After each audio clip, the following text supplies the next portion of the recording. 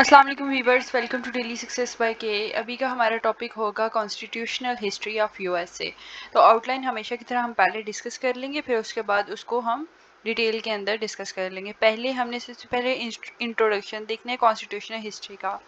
अब जिसने मेरा पिछला फीचर्स ऑफ यूएसए कॉन्स्टिट्यूशन वाला लेक्चर लिया हुआ है ना, उसके लिए ये लेक्चर बहुत ईजी रहेगा, क्योंकि बहुत सारी चीज़ें मैं पिछले लेक्चर के साथ रिलेट करके आपको बता रही होंगी। हमने प्री कॉन्स्टिट्यूशनल पीरियड जो कि कॉलोनियल इन्फ्लुएंसेस थे और जिसके अंदर आर्टिकल ऑफ कन्फेडरेशन थी, हम उसके बारे में डिस्कस करेंगे। सही है।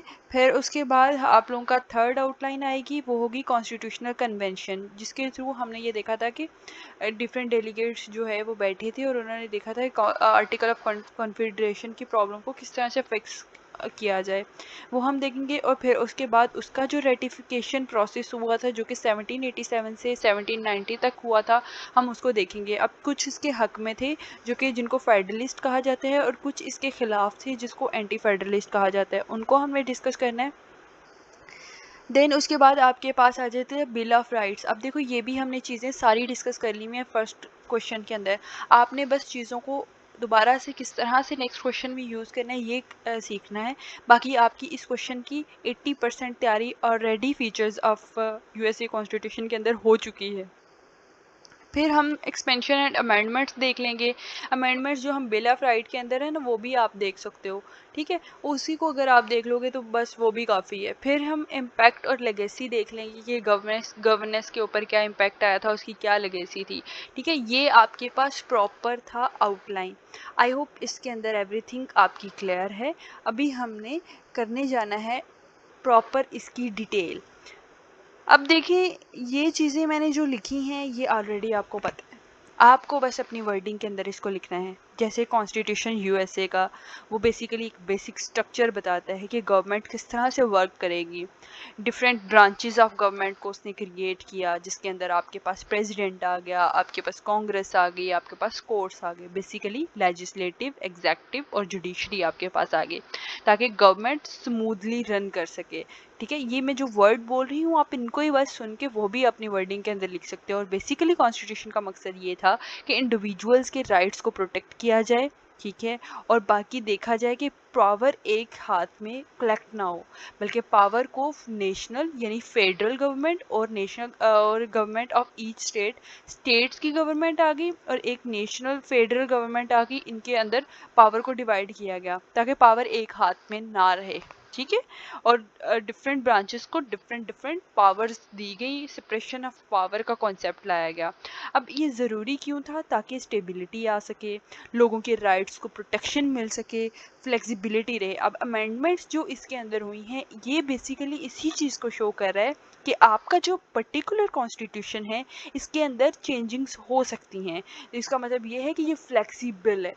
ठीक है, फ्लेक्सिबल है, with the passage of the time इसके अंदर चेंजिंग्स आते रहेंगे, ताकि अगर आपकी सोसाइटी एडवांस हो रही है तो साथ साथ कॉन्स्टिट्यूशन उस एडवांसमेंट को अडेप्ट करता रहेगा। ठीक है, ये था आपके इंट्रोडक्शन के अंदर जो कि आपको ऑलरेडी पता था। मेरी फिर से बात सुने।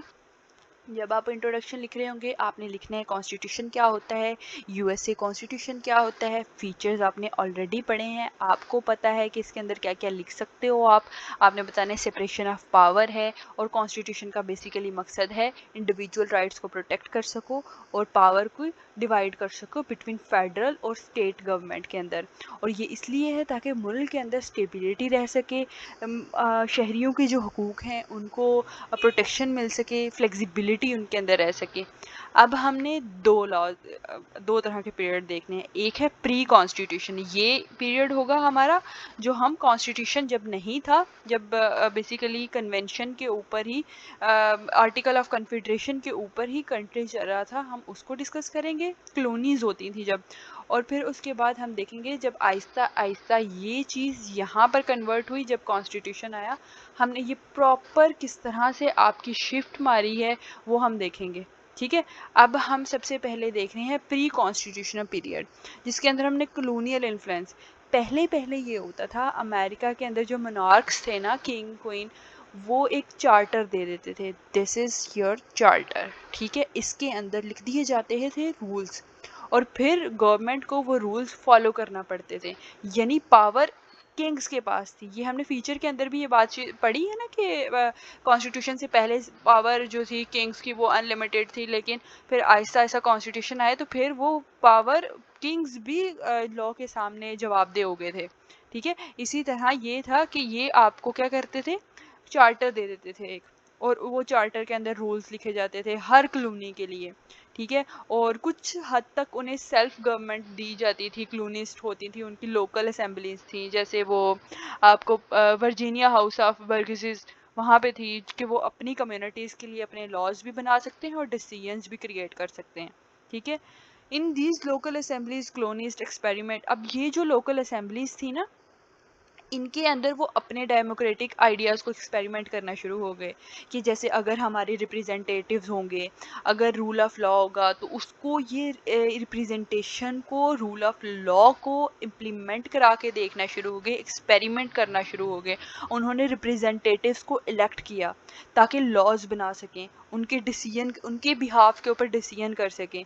इसकी वजह से आपका एक ग्राउंड सेट होगा। ये जो चीज़ें इन्होंने लोकल असेंबली ने एक्सपेरिमेंट की ना, उसकी वजह से एक ग्राउंड वर्क, ये ग्राउंड सेट हो गया गवर्नमेंट के लिए।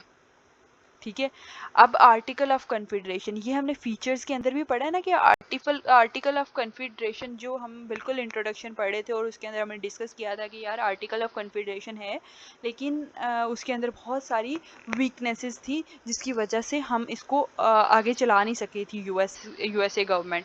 First attempt at a national government. The Article of Confederation was the first official plan. जब कॉन्स्टिट्यूशन नहीं था तो नेशनल गवर्नमेंट के लिए यूएस में सबसे पहला प्लान जो था वो आर्टिकल ऑफ कन्फेडरेशन थे। ठीक है, अब इस आर्टिकल के अंदर जो जानबूझकर जो सेंटर की पावर थी ना उसको लिमिटेड रखा गया ताकि उनके पास जो है वो अपनी पावर ना रहे। ठीक है, the federal government could not enforce law, वो लॉज इन्फोर्स नहीं करा सकती थी, वो टैक्स नहीं लगा सकती थी, वो ट्रेड को इफेक्टिवली रेगुलेट नहीं कर सकती थी। ये चीज़ ये शो कर रही है कि जानबूझकर जो थी स्टेट की जो सेंट्रल अथॉरिटी थी उसको वीक रखा गया। ठीक है, the articles of confederation lack the power to regulate trade, यही चीज़ जो हमने ऊपर बताई है कि उनके पास इतनी पावर नहीं थी कि वो ट्रेड को रेगुलेट कर सके। ठीक है, अब यहाँ से ये चीज़ें लेसन सीखा गया है कि हमें ऐसा कुछ होना चाहिए कि सारी जो कॉलोनीज़ हैं, सारी जो स्टेट्स हैं, उनको एक एक सिंगल नेशनल गवर्नमेंट के अंदर होना चाहिए ताकि एक ऑर्डर रहे कंट्री के अंदर, कंट्रीज़ की जो इंटरेस्ट है, क्योंकि ट्रेड नहीं होगी तो आपके मुल्क का इकोनॉमिक और पॉलिटिकल टर्माइल बहुत ज़्यादा हो जाएगा। तो इसलिए ये लेसन सीखा गया है कि आप आर्टिकल ऑफ कन्फेडरेशन को ऐसा करिए कि इसकी वीकनेसेस ये क्लियर इंडिकेशन दे रही हैं, रेड सिग्नल दे रही हैं कि हमारे पास जो है वो गवर्नमेंट चेंज होनी चाहिए। ठीक है, अब गवर्नमेंट, सारे जो स्टेट्स हैं, सारी जो कॉलोनीज हैं, वो एक सिंगल नेशनल गवर्नमेंट के अंदर आए। ठीक है, फिर यहाँ से ये जो फेलियर था इसने बेसिकली एक रोड दे दिया आपको कॉन्स्टिट्यूशन का यूएसए को, ताकि यूएसए फिर जो हमने पहले पहले भी हमने पढ़ा है कि वो एक जगह पे इकट्ठे हुए 12 स्टेट्स के डेलीगेट्स, और फिर उन्होंने देखा कि हमने किस तरह से इनकी जो मिस्टेक्स हैं इनको क्लियर करना है। ठीक है, कॉन्स्टिट्यूशनल कन्वेंशन हुई इसके अंदर, और ये सारी चीज़ें वही हैं, 12 स्टेट्स के आए हैं लोग। ठीक है, उनके ऊपर डिबेट्स हुई हैं। अब वो सारा मैं दोबारा से कॉन्सेप्ट रिपीट नहीं करूँगी क्योंकि वो सब आपने पढ़ा हुआ है, तो वो रिपीट करने की इतनी ज़रूरत नहीं है। ठीक है, फिर हाउस ऑफ रिप्रेजेंटेटिव और सेनेट आ गए। ठीक है, यूएसए का कॉन्स्टिट्यूशन बन गया, फिर उसकी रेटिफिकेशन और अडॉप्शन का प्रोसेस शुरू हो गया। अब जहाँ पे रेटिफिकेशन यानी अप्रूवल का प्रोसेस आया ना, ये जो मैंने ऊपर वाली चीज़ें बताई हैं ये आपको फीचर्स के अंदर पढ़ी हुई हैं आपने। ठीक है, जो इंट्रोडक्शन के अंदर हिस्टोरिकल बैकग्राउंड है, आपने वही सारी बातें इधर लिखनी है। तो मैं दोबारा से बताऊंगी तो कंफ्यूज नहीं होना, आपने बस वही बातें यहाँ पे लिख लेनी है। ये आपका आधा सा सवाल हो गया। रेटिफिकेशन प्रोसेस के अंदर कुछ थे फेडरलिस्ट, यानी कोई कहते थे कि हाँ सेंट्रल गवर्नमेंट एक होनी चाहिए, और कुछ उसके खिलाफ थे। अब हम देखेंगे कि उनके आर्गूमेंट्स क्या थे। ठीक है, कि जो सपोर्ट कर रहे हैं वो क्यों कर रहे हैं, जो अपोज कर रहे हैं वो क्यों कर रहे हैं। सपोर्टर्स ये कहते थे कि क्योंकि आर्टिकल्स ऑफ कन्फेडरेशन के इतने इश्यूज हैं, उनको एड्रेस करने के लिए हमें उन सारे इश्यूज को देख के एक ही हल नज़र आ रहा है कि एक सेंट्रल गवर्नमेंट होनी चाहिए, स्ट्रॉन्ग सेंट्रल गवर्नमेंट होनी चाहिए। ठीक है, जो कि सारे नेशन के इंटरेस्ट को प्रोटेक्ट करेगी, इकोनॉमिक स्टेबिलिटी को लेके आएगी और इफेक्टिव गवर्नेंस लेके आएगी। लेकिन जो एंटी फेडरलिस्ट थे वो कहते थे अगर हम बहुत सारी पावर का एक हिस्सा अगर सेंट्रल गवर्नमेंट को दे देते हैं तो हो सकता है कि वो उस पावर का मिस यूज़ करे और उस मिस यूज़ की बेस के ऊपर वो इंडिविजुअल राइट्स का ख्याल ना रखे, तो इंडिविजुअल राइट्स और लिबर्टीज़ को ख़तरा है। ठीक है, उनका ये आर्गूमेंट था। Need for strong central government versus over individual rights, ये आपको ऊपर मैंने बता दिया कि फेडरलिस्ट क्या चाहते थे और एंटी फेडरलिस्ट क्या कहते थे। आप इसको डिटेल के अंदर पढ़ लीजिएगा। नोट्स अगर आपको चाहिए तो आप मेरी पोस्ट के अंदर जाएं, वहाँ पे मैंने बात की हुई है इसकी, ऑलरेडी पेड नोट्स हैं, आप वहाँ से इनको ले सकते हो। तो आपकी अफोर्डेबिलिटी की बेस के ऊपर इंशाल्लाह आपको नोट्स मिलेंगे, निगोशिएट किया जा सकता है। तो ये बेहतर रहेगा आपके लिए अगर सारे नोट्स आपको मिल जाएं तो।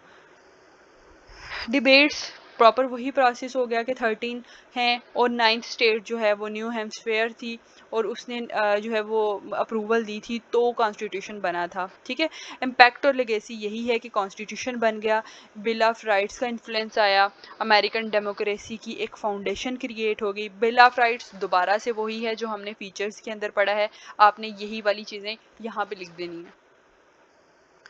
ये एक्सपेंशन एंड अमेंडमेंट वाला आप जो है वो स्किप कर सकते हो, लेकिन अगर आप इसको लिखना भी चाहो तो एक दफ़ा रीड आउट कर लेना नोट से, वही काफ़ी है। पहला जो है वो है कि आपके पास एक प्रॉपर इसका इम्पैक्ट ये आया था कि आपकी एक स्टेबल गवर्नमेंट बनी थी, यानी दो हिस्से बने थे, स्टेट्स के लिहाज से भी और एक प्रॉपर नेशनल फेडरल गवर्नमेंट भी बनी थी, और उनके दौरान प्रॉपर एक कॉन्स्टिट्यूशन क्रिएट हुआ और उस कॉन्स्टिट्यूशन के क्रिएट होने के बाद जो है वो एक स्टेबिलिटी कंट्री में आई। ये लेगेसी के अंदर आप बात कर सकते हो। बाकी है उसके बाद legacy influence on democratic governance worldwide. The US constitution with its amendment protecting civil rights and defining government power had served a model for democratic government. और फिर ये इसको एक मॉडल के तौर पे देखा गया कि अगर डेमोक्रेटिक गवर्नमेंट्स किस तरह से काम करेंगी, वर्ल्ड वाइडली इसको एक मॉडल के तौर पे देखा जाता है। ठीक है, the principles and protection outline in the constitution and its amendment continue to be relevant in interpreting and addressing legal and political issues ensuring their enduring impact on American society. ये आपका लेगेसी है। यही सारी चीज़ें थी, आपने बहुत सारी चीज़ें फीचर्स के अंदर ही पढ़ ली हैं। देखना आप जब सोर्स पढ़ोगे ना तब भी आपको, जिस तरह मैं यूके पढ़ाऊंगी ना, जब आपको मैंने फीचर्स पढ़ाने हैं उसी के अंदर मैंने आपको सोर्स करा देने हैं, तो फिर आपके दो सवाल एक साथ ही हो जाने। इसी तरह से तैयारी करेंगे तो आपकी जल्दी विद इन, आप चाहो ना तो ये आपका तकरीबन 4 से 5 दिनों के अंदर ये सब्जेक्ट ख़त्म हो सकता है। तो नोट्स ले लीजिए, वो बेहतर रहेंगे, आपको तैयारी के अंदर ज़रा स्पीड आ जाएगी। दिन के अंदर आप अगर यूएसए के एक दिन में 4 टॉपिक करते हो, दूसरे 4 दिन के अंदर प्रॉपर आपका ये सब्जेक्ट कंप्लीट हो जाता है। तो हिम्मत मारिए, नोट्स ले लो, आप लोगों के लिए बेहतर ही है। चलें ठीक है, अल्लाह हाफिज़। Next topic Congress in the US constitution, हम उसके ऊपर वीडियो बनाते हैं तो वो मैं अपलोड करती हूँ इंशाल्लाह। अल्लाह हाफिज़।